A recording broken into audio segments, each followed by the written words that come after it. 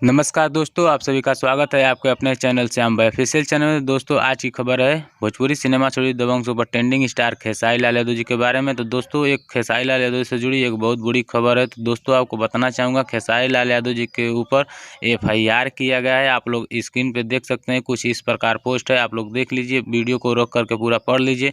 चलिए मैं सुना देता हूँ पढ़ करके। दोस्तों यहाँ पे लिखा गया है कि भोजपुरी कलाकार खेसारी लाल यादव पर मुकदमा दर्ज, लखनऊ के गुडम्बा थाने में दर्ज हुआ मुकदमा। सोशल मीडिया पर गाली गलौज अभद्र व्यवहार को लेकर मुकदमा दर्ज हुआ है। फिल्म निर्देशक R पांडे ने दर्ज कराई FIR, सोशल मीडिया के जरिए साथी कलाकार को धमकाने का आरोप।